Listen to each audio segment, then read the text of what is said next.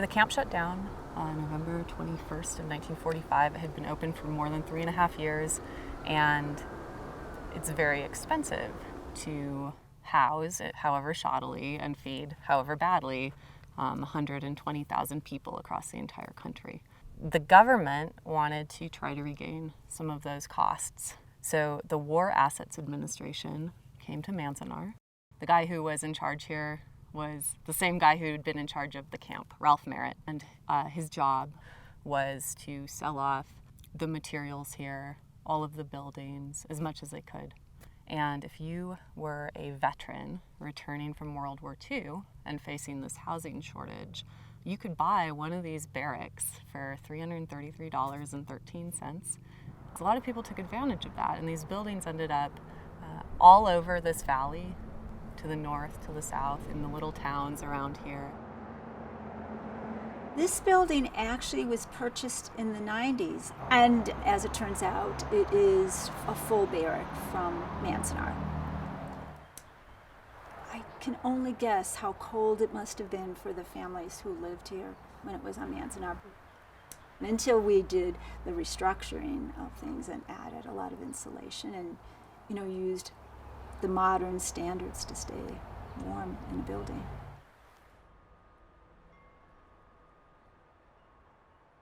It was, quote unquote, a Manzanar house that had been moved from Manzanar onto this property. It didn't really have much meaning to me. I'm humbled now to think of how much I didn't think about the history of these buildings. There was the original linoleum, and when we pulled that up, there was newspaper that was dated from the 40s. And as historical and meaningful that would be, as a mom, and I saw this newspaper and it had mold all over it, my reaction was, oh my God, we've got to pull this up. It made connections as to what people used with this original home for insulation.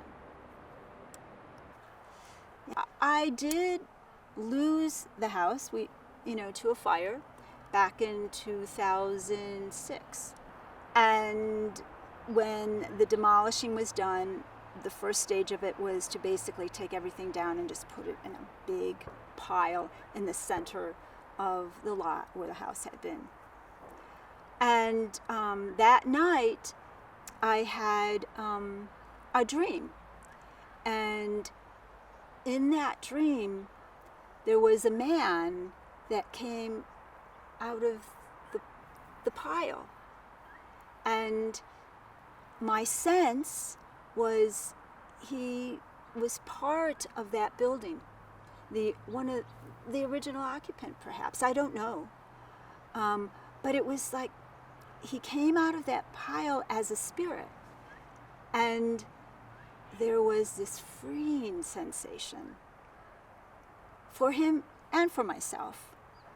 That brought a connection that I had never had before. It was no longer just a mind thing. Oh, yes, I lived in a Manzanar house. But it was a heart connection, and it felt very real. And so, as a result of that, I felt I wanted to do something for this spirit, this man.